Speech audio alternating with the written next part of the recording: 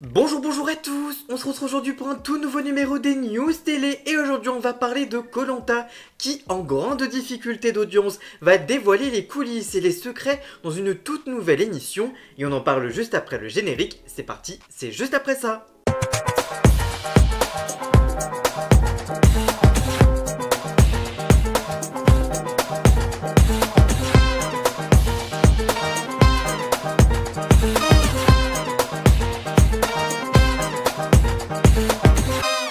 Et c'est une première historique pour le format lancé en 2001 sur TF1. En effet, à l'issue du premier conseil de la mythique réunification de koh, Denis Brognard va ouvrir les portes des secrets de koh.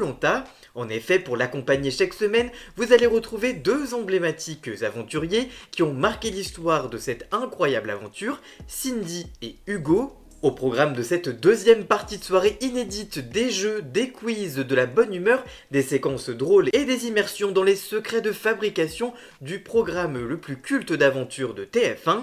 Vous découvrirez comment sont pensées et construites des épreuves mythiques très disputées par les aventuriers mais aussi les ateliers où tout est fabriqué, des jeux jusqu'au moindre accessoire. Pour savoir où et comment sont choisies les récompenses des jeux de confort ou comment sont choisis les ingrédients indispensables à une formidable épreuve de la dégustation, il faudra suivre donc ce tout nouveau rendez-vous, promet donc le communiqué de presse de TF1. Pour la première fois, des personnalités fans de l'émission viendront également raconter leur koh, mais elles ne sont pas au bout de leur surprise car leur potentiel d'aventurier sera également testé sur des épreuves lors de cette émission. Des aventuriers du programme seront également présents pour partager leurs propres secrets d'aventure et débriefer le plus grand coup de bluff de l'histoire de koh. À partir du deuxième épisode de la réunification, donc le mardi 22 avril prochain, koh aura donc droit à sa deuxième partie de soirée. Lors de la conférence de presse d'annonce de l'émission, Rémi Faure, le directeur des programmes de flux de TF1, indiquait, je cite, « Il fallait trouver la bonne formule avant de se lancer ». Celle-ci a dans un premier temps vocation à prolonger le prime avec l'interview du candidat éliminé par Denis Brognard, une formule déjà tentée l'an dernier sur TF1+, que l'animateur poursuit d'ailleurs jusqu'à la réunification et sa diffusion en télé. Il y aura également un teasing de la semaine prochaine qui sera également décortiqué afin de laisser libre cours aux pronostics des invités sur le plateau. Rémi Faure, le directeur des programmes de flux de TF1, indique « Le but est de se projeter sur la suite de l'aventure, de débriefer, de rigoler autour de la table, analyser le plus grand coup de bluff de toute l'émission. » Cette deuxième partie de soirée a également pour but de rejouer le patrimoine de koh en éditorialisant des archives que nous n'exploitons que trop peu aujourd'hui et de mettre à l'honneur les équipes de ALP et de TF1, souligne Frédéric Lussato, le président d'ALP. Nous resterons néanmoins vigilants à ne pas trop montrer de coulisses parce que l'on veut garder la magie de cette aventure, a temporisé Julien Magne, le directeur général de ALP, la société de production de koh.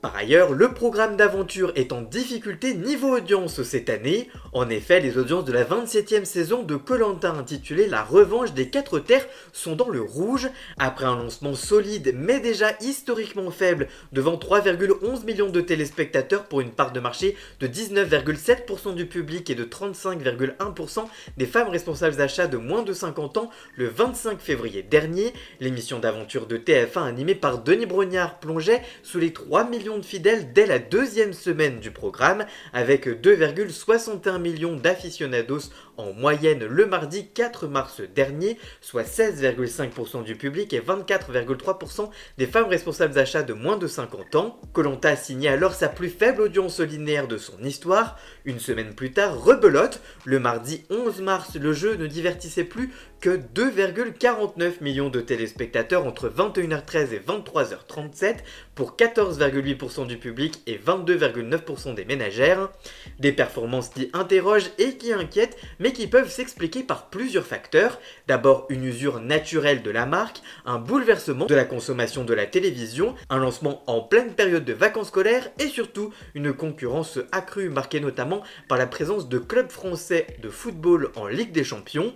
Le 4 mars, Koh-Lanta faisait ainsi face au match Borussia Dortmund-Lille, tandis que le 11 mars, l'émission a subi de plein fouet le choc très attendu entre Liverpool et le PSG, qui avait convaincu 2,38 millions de fans de ballon rond devant Canal+ Sport, soit 14% du public. Cette baisse de régime en linéaire est-elle atténuée par le succès de l'émission en replay?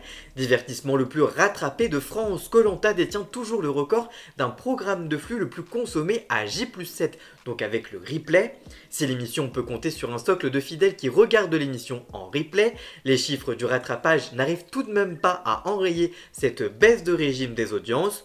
Ainsi, selon les données enregistrées par Médiamétrie, la première partie de l'épisode du 4 mars dernier a été rattrapée par 1,1 million de téléspectateurs, permettant ainsi au programme de frôler les 4 millions de fans, soit 19,4% du public. C'est 4 points par rapport à l'audience linéaire, et 31% des FRD à moins 50 ans, c'est plus 9 points. La deuxième partie a quant à elle captivé 1,2 million de fidèles pour un cumul à J+7 de 3,5 millions de fidèles, 25% du public et 40% des ménagères. Des chiffres très satisfaisants et très enthousiasmants sur les cibles pour la une qui peine malgré tout à trouver un autre programme aussi fédérateur dans la case du mardi soir. Mais sur un an, la baisse de régime de Koh-Lanta reste malgré tout notable. Diffusé en février 2024, Koh-Lanta, les chasseurs d'immunité avaient offert à la une le record historique de rattrapage de la marque. À l'époque, à J+7, le deuxième épisode de la saison 25 avait été rattrapé par 1,48 million de fidèles pour la deuxième partie, portant ainsi l'audience moyenne de la première et de la deuxième partie à 3,44 millions de fidèles à 4,8 millions de téléspectateurs. Selon Médiamétrie, sur l'ensemble du public, la part d'audience gagnait 5 points de part d'audience avec 25% en consolidé et 20,6% en audience veille, tandis que sur la cible des femmes responsables d'achat de moins de 50 ans, elles s'envolaient à plus 8 points. Il y a 6 mois, d'août à décembre 2024, Koh-Lanta, la tribu maudite, était déjà devenue la saison la moins suivie sur le linéaire de l'histoire du programme, mais la 26e édition du jeu avait elle aussi été largement plébiscitée en replay. À J+7, selon les données consolidées communiquées par TF1, 4,3 millions de téléspectateurs avaient regardé la première partie contre 4,5 millions de fidèles pour les chasseurs d'immunité. Près de 28% d'entre eux l'ont ainsi consommé en moyenne en replay, soit 1 million de téléspectateurs contre 1,1 million la saison passée. La partie 2 a quant à elle été rattrapée par 1,4 million de téléspectateurs au maximum à J+7. Koh-Lanta a donc égaré plus d'1 million de téléspectateurs sur un an. Le casting haut en couleur de cette saison 2025, une concurrence moins féroce et des rebondissements à foison annoncés dans la suite de cette saison avec le plus grand bluff de la saison, arrivera-t-il à faire regrossir les audiences de Koh-Lanta? Affaire à suivre dans les prochaines semaines. Et vous, que pensez-vous de cette émission Coulisses? Allez-vous regarder cette nouvelle émission? Et que pensez-vous de cette baisse d'audience de Koh-Lanta? Dites-moi tout ça dans les commentaires, je vous lirai bien évidemment. Voilà, j'espère que cette vidéo vous aura plu et informé. Si c'est le cas, n'hésitez pas à la liker, à la commenter, à la partager sur les réseaux sociaux, à me rejoindre sur tous mes réseaux sociaux à moi. Tous les liens sont dans la description. Vous pouvez également cliquer sur le bouton rejoindre afin de prendre un petit abonnement de 3 € par mois pour me soutenir. Vous pouvez également faire un don du montant que vous le souhaitez pour m'aider financièrement. Vous pouvez aussi vous abonner gratuitement à cette chaîne YouTube et ça me soutiendra déjà énormément, notamment au niveau de l'algorithme. Dans la description, vous retrouverez également tous les liens pour retrouver Jason, alias Ian Scott, pour la musique de fond et le générique de cette vidéo. Et nous on se retrouve très vite pour une toute nouvelle vidéo. A très bientôt, ciao ciao.